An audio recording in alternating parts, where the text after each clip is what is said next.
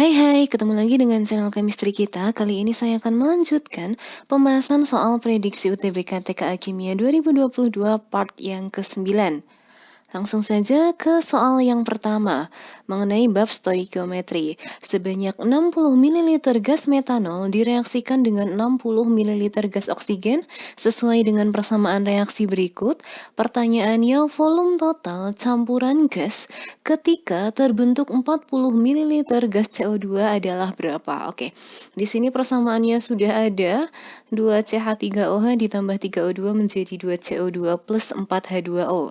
Nah, nilai volume mula-mula untuk reaktan ya, dalam hal ini CH3OH dan O2-nya sudah ada, maka saya akan MRS. MRS, ingat dalam MRS nanti yang sebelah kiri, ini tandanya adalah dikurang. Kemudian yang sebelah kanan atau produknya itu nanti tandanya ditambah. Nah, kita tinggal menentukan nilai volume zatnya sesuai dengan pernyataan soal. Soal tadi mengatakan ketika terbentuk atau dihasilkan CO2 sebesar 40 mili. Artinya nilai volume CO2 di posisi S atau di posisi terbentuknya itu adalah 40. Sehingga dinilai R-nya juga 40. Untuk mencari volume yang lain, kita tinggal perbandingan koefisien. CO2 ketika koefisien 2 nilai volumenya adalah 40. Di sini CH3OH koefisiennya juga 2, maka nilai volumenya juga 40. Kemudian untuk O2 karena koefisien 3 berarti nilai volumenya adalah 60. H2O untuk koefisien 4 berarti 80. Sehingga nilai volume H2O di posisi S adalah 80. Kemudian yang CH3OH 60 dikurangi 40 yaitu 20 dan O2 60 dikurangi 60 yaitu 0. Yang ditanyakan adalah volume total campuran gas. Di sini semua zatnya berfase gas. Berarti kita tinggal hitung saja nilai total volumenya di posisi S ini ya. Sehingga volume campurannya kita tinggal tambahkan 20 mili dari CH3OH, 40 mili dari CO2, dan 80 mili dari H2O. Totalnya adalah 140 ml. Nomor 1 jawabannya adalah pilihan yang E.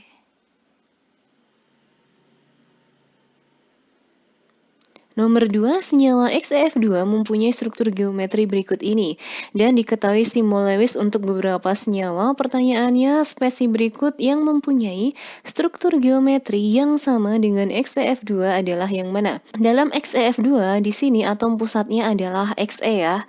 Nah, Xe ini dia mengikat dua atom lain, yaitu atom F yang kanan dan atom F yang kiri, artinya dia memiliki 2 pI, kemudian dia memiliki 3 pasang elektron bebas. Ini 1, 2, dan 3. Nah, kita harus mencari dari pilihan A sampai pilihan E, mana yang atom pusatnya juga mengikat 2 pI dan 3 pB. Untuk pilihan A ada SF2. Di sini SF2 gambarnya seperti ini. Nah, di sini S ini adalah atom pusatnya. Nah, dia mengikat dua pasangan elektron ikatan. Di sini dia mengikat dua atom F. Kemudian dia mengikat 2 PeB. Artinya untuk SF2 bukan. Kemudian untuk IF min artinya nanti di sini menerima satu elektron. Nah, I di sini ini kan jumlah elektronnya ada 7 karena min artinya menerima satu elektron, nanti elektron di I-nya menjadi 8. Sehingga kalau digambar menjadi seperti ini untuk IF2 min.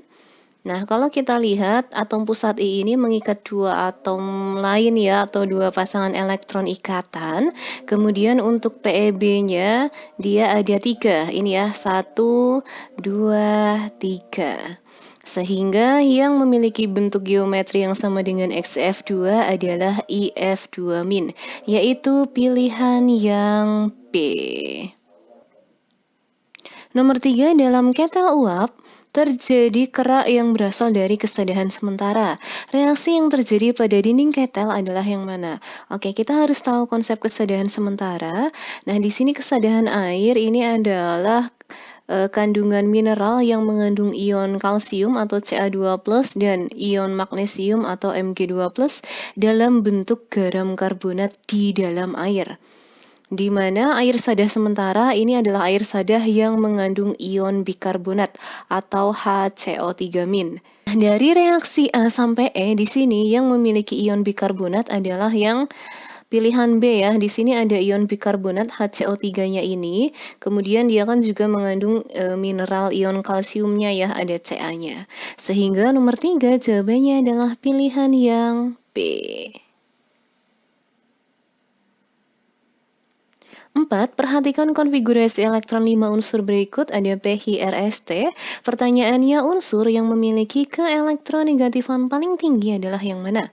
Oke, kita tentukan golongan masing-masing unsurnya dulu. Untuk P di sini konfigurasinya berhenti di sp.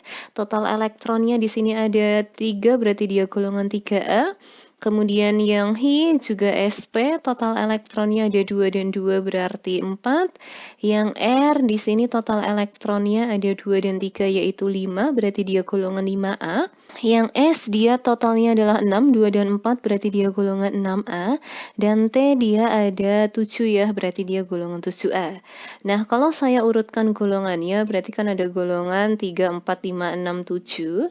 Nah, di sini urut ya PHRST, di mana elektronegativitas ini termasuk sifat periodik unsur yang awalnya vokal, di mana dia akan semakin besar ketika letaknya di kanan dan atas dalam tabel periodik unsur. Sehingga antara PHRST di sini yang letaknya paling kanan adalah T. Dan T ini memiliki keelektronegatifan paling tinggi. Nomor 4 jawabannya adalah pilihan yang E. Nomor 5, di atmosfer senyawa CFCl3 atau triklorofluorometana mengalami reaksi pemecahan oleh sinar UV menjadi CFCl2 dan Cl radikal menurut reaksi. Pada kondisi tertentu ada data perubahan konsentrasi CFCl3. Pertanyaannya, berdasarkan data tersebut, konsentrasi CFCl3 setelah 12 menit dan orde reaksi terhadap CFCl3 adalah yang mana? Oke, di sini akan saya cari ordenya dulu ya. Ini kan kalau kita lihat ya, ketika waktunya naik, ini kan naiknya selangnya sama-sama 2. Kemudian untuk konsentrasi CFCl3-nya dia turunnya sama-sama 0,002. Jadi dia perubahannya konstan. Dengan kata lain, ketika konsentrasinya turun, waktunya dia semakin lambat. Nah, secara konstan, ketika konsentrasi turun dan waktunya itu semakin lambat secara konstan, artinya dia orde 1. Tidak mungkin orde 0, karena kalau orde 0 itu nanti perubahan konsentrasi tidak berpengaruh terhadap perubahan waktu atau laju. Artinya ketika konsentrasinya diubah berapapun, nanti waktunya tetap kalau itu orde 0. Artinya jawabannya kalau tidak pilihan C ya pilihan E yang orde 1. Nah, kemudian untuk memprediksikan nilai konsentrasi CFCl3 pada waktu 12 menit, karena ini tadi perubahannya sama, kita tinggal analisis saja. Ketika dia waktunya 10, berarti konsentrasinya 0,012 molar. Berarti kalau waktunya 12 menit, dia turun 0,002 menjadi 0,008 molar. Nomor 5, jawabannya adalah pilihan yang C.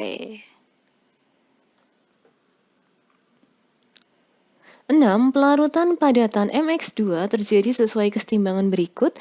Jika penguapan 100 ml larutan jenuh MX2 menghasilkan 1 milimol padatan MX2, nilai KSP-nya adalah berapa? Oke, kita akan mencari konsentrasi atau kelarutan atau molaritas dari MX2-nya, di mana molaritas rumusnya adalah mol dibagi volume.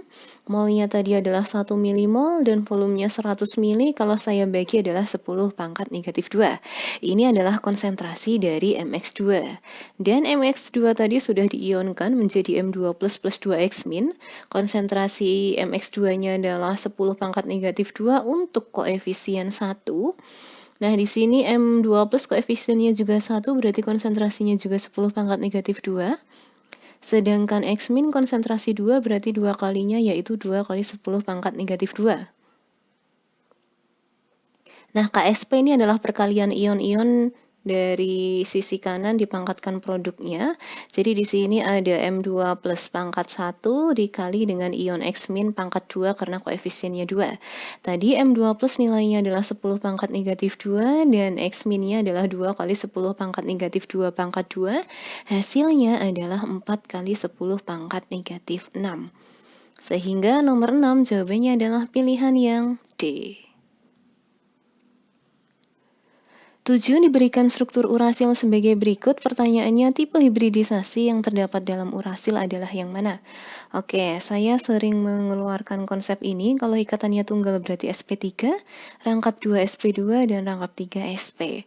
Nah, pertemuan antar garis ini artinya dia memiliki C, jadi di sini ada C. Kita tinggal identifikasi untuk NH, di sini ikatannya tunggal, berarti sp3. Kemudian untuk O yang ini kan dia rangkap 2 berarti sp2. Untuk C di sini dia rangkap 2 berarti sp2. NH di sini dia tunggal berarti sp3. C di sini rangkap 2, O yang di atas juga rangkap 2 artinya dia sp2 sp2. C yang ini dia rangkap 2 ya, ini berarti sp2, yang bawah juga sp2. Artinya ada dua jenis hibridisasi, yaitu sp2 dan sp3. Sehingga nomor 7 jawabannya adalah pilihan yang D. 8 pada suhu tertentu 0,350 gram BAF2 dengan MR175 melarut dalam air murni membentuk 1 liter larutan jenuh. Hasil kali kelarutan adalah KSP ya. KSP dari BAF2 pada suhu itu adalah berapa? Oke, ini kita akan mencari konsentrasi dulu atau molaritas dengan rumus massa per MR dikali 1000 per volume. Masanya 0,35, MR-nya 175 dikali 1000 per volume dalam mili. Di sini 1 liter berarti 1000 mili. Ini bisa kita coret-coret, coret. Berarti M-nya adalah 2 kali 10 pangkat negatif 3. Nah, BAF2 kalau diionkan menjadi Ba2 plus 2F min. Konsentrasi BAF2-nya adalah 2 kali 10 pangkat min 3 untuk koefisien 1. Di sini Ba2 plus koefisien 1 juga berarti 2 kali 10 pangkat min 3. F min untuk koefisien 2 berarti 4 kali 10 pangkat min 3. Berarti KSP Ba2 plus pangkat 1 dikali F min pangkat 2.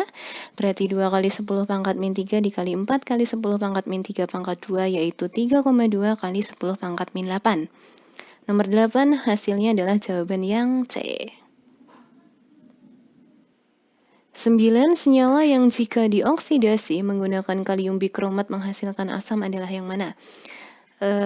Oksidasi ini terjadi pada alkohol. Jika menghasilkan asam berarti ini adalah alkohol primer. Nah, ini yang jelas salah adalah pilihan D dan E, karena D ini sek artinya dia sekunder, yang E T artinya tersier. Nah, di mana alkohol primer ini OH-nya menempel pada CH2. Kita tinggal analisis pilihan A, B, C yang OH-nya menempel di CH2 yang mana? 2,3 butanadiol, di sini OH-nya menempel pada CH, berarti dia adalah alkohol sekunder, berarti bukan. Kemudian isopropanol, OH-nya menempel pada CH juga, berarti alkohol sekunder juga. Sedangkan isobutanol di sini OH-nya menempel pada CH2, berarti dia alkohol primer. Sehingga nomor 9 jawabannya adalah pilihan yang C. Terakhir nomor 10, perhatikan gambar percobaan sel volta berikut, ada nilai E0 masing-masingnya. Pertanyaannya, jika 0,1 mol Ni2+ terbentuk pada wadah kiri, maka pada wadah kanan akan seperti apa? Konsepnya, yang E0 kecil akan bertindak sebagai anoda, di mana reaksi di anoda ini adalah Ni, karena Ni-nya adalah anoda, menjadi Ni2 plus 2E min, sedangkan di katodanya berarti Ag plus E min menjadi Ag. Karena elektronnya belum sama, kita samakan dulu. Yang katoda ini saya kali 2 ya, sehingga menjadi 2Ag plus 2E menjadi 2Ag. Tadi untuk Ni2 plus nilai molnya adalah 0,1 untuk koefisien 1. Di katoda terbentuk Ag karena koefisien 2 berarti 0,2. Sehingga untuk Nomor 10 terbentuk 0,2 mol Ag, yaitu jawaban yang D. Oke, cukup sekian untuk penjelasan dari soal prediksi TKA Kimia UTBK 2022. Jika ada yang mau ditanyakan, silahkan ditanyakan. See you.